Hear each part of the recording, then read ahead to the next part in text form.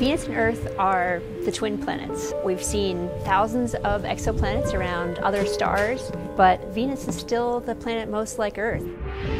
The surface of Venus is hot enough to melt lead.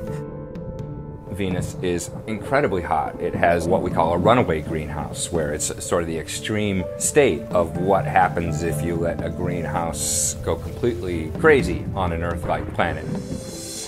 Venus is kind of a warning that we have to pay attention to what's happening to the atmosphere of the Earth. We don't want the Earth to become evil like Venus.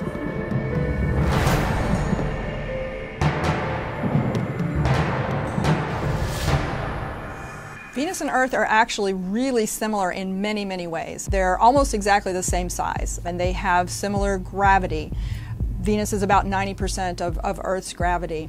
We think that they both formed in a similar part of the solar system at about the same time from more or less the same materials. So they really should have a lot of similarities. We see they both have atmospheres, they both show the same types of geologic processes on their surfaces with volcanoes and tectonic regions, which is where the crust is moving around.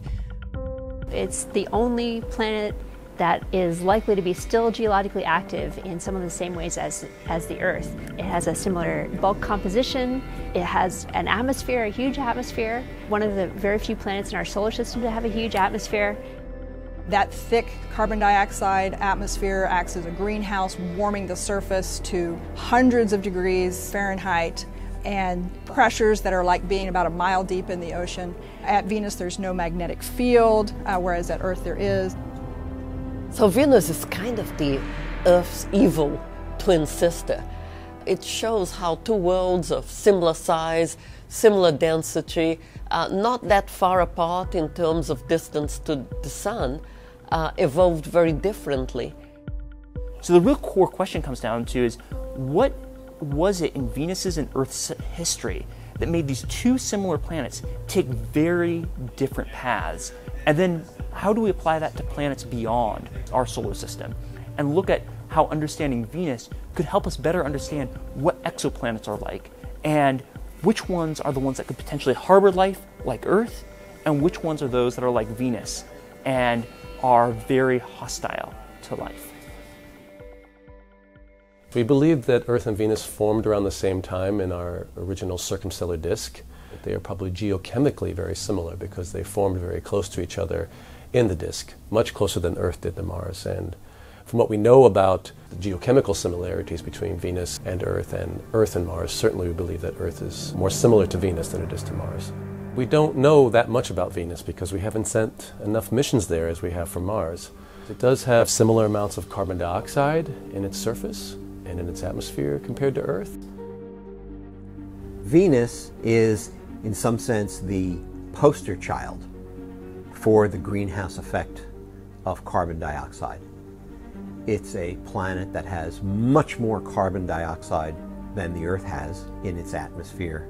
And even though it is covered by this bright sulfuric acid haze, Venus reflects 70-something% of the sunlight that reaches it. So even though it's very close, it actually doesn't get nearly as much sunlight as you imagine because of that haze.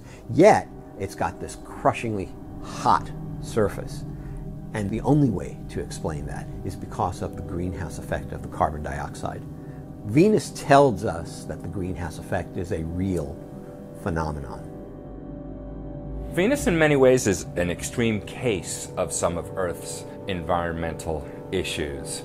I mean, the most obvious one being global warming and the greenhouse effect, which is something we're all obviously aware of here on Earth because the amount of CO2 has risen above 400 parts per million, and that is causing global warming because of the infrared absorption of CO2.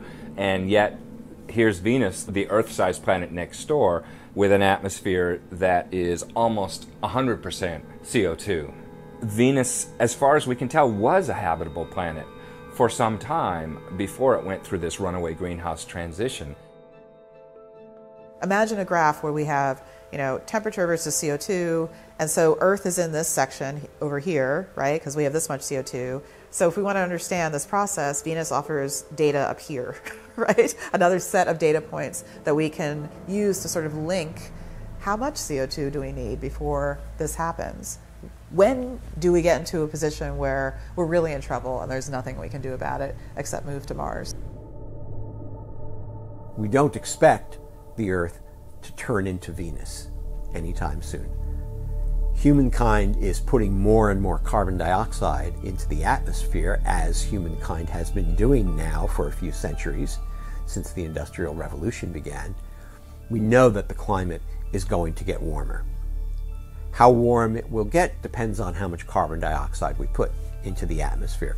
Humans are not going to be able to put enough carbon dioxide into the atmosphere to turn the Earth into Venus. So there's this whole long-term cycle where the carbon comes out of volcanoes and ends up in the atmosphere and then gets pulled out by chemistry and made into carbonate rocks, which get deposited on the ocean floor and then subducted by plate tectonics into the interior of the planet and ultimately sort of heated and squished to the point where the carbon dioxide is released and then comes out again in a volcano. That's a cycle that takes millions of years, and it ultimately regulates the carbon in Earth's atmosphere. Of course, recently we've been perturbing it with our automobiles and smokestacks and things, but that's probably a temporary sharp perturbation in what is a multi-million year cycle that's been operating for billions of years. Now, compare that to Venus. We think that early on, Venus probably had a similar cycle because it has volcanoes, it had volcanoes, it's probably been volcanically active its whole life, and it used to, we believe, have an ocean, which facilitated those weathering reactions that pull carbon dioxide out of the atmosphere. Part of the issue is that Venus no longer has an ocean. We think it had an ocean earlier in its history. We don't really know when water was lost. Having an ocean is an important part of pulling carbon dioxide out of the atmosphere. We think that Earth and Venus have similar amounts of carbon dioxide, but on Earth, those are locked up in carbonate rocks. And those carbonate rocks often are subducted back into the interior, sequestered in effect by geologic processes. So you need an ocean, and we hope that we can find evidence in early Venus history of sequestering of carbon in rocks. That's what we look for on Mars. That's a lot of Mars work has been to look for those carbonate rocks on Mars. What Venus shows us without a doubt is that there is a relationship between the amount of CO2 you have in an atmosphere and the temperature. Will the Earth become 500 degrees Celsius, 900 degrees Fahrenheit? That's really not likely to happen, but understanding chemical reactions in this very active atmosphere that Venus has is so important for being able to understand how climate change comes about, what are the important chemicals, what are the important processes. So we really have a lot to learn from the atmosphere of Venus. For example, acid rain is a problem here on Earth because of sulfur dioxide from our smokestacks getting into the clouds and mixing with water and making strong acid. Well, Venus, again, is sort of the poster child for that condition, with clouds that are basically made out of pure sulfuric acid. And so it's a place where we can study this environmental problem, acid rain, in its most extreme manifestation. And to give one more example, another problem of our own making is the problem with the ozone hole and the ozone layer being eroded by these chemicals, these chlorofluorocarbons that we released into the atmosphere, where the chlorine gets loose because of ultraviolet light in the stratosphere and destroys ozone, which then becomes a threat to life here on the surface of the planet. Well, one of the ways we discovered the ozone layer was being eroded on Earth came about because we were studying the upper atmosphere of Venus. Venus's atmosphere is so intriguing. We actually found the ozone hole on the Earth because people were studying chemistry of what was going on in the atmosphere, upper atmosphere of Venus. Some scientists were trying to understand why isn't there more ozone on Venus? Why aren't there more oxygen compounds in the high atmosphere of Venus? And some other scientists said, well, we've seen these experiments with chlorine, and chlorine can destroy oxygen compounds. And then they came out with a paper saying, we think it's chlorine that is destroying ozone on Venus. Some other scientists saw that paper. And it made them ask this question, well, what's going on in the upper atmosphere of Earth? Are there similar types of chemical reactions going on? And they said, oh, that's interesting. What about these chlorine compounds that we're putting up in the atmosphere on Earth? Couldn't that? And they said, uh-oh, wait a minute. And that helped them realize what was happening and helped them sort of sound the alarm. Look at that huge difference that made in terms of discovering the ozone hole on the Earth. And since people have taken action to actually stop putting those chemicals into the atmosphere that was creating such a destructive process. And indeed, that's an example where we've responded in a healthy way to this knowledge that we were doing something to our planet and have taken measures to fix it.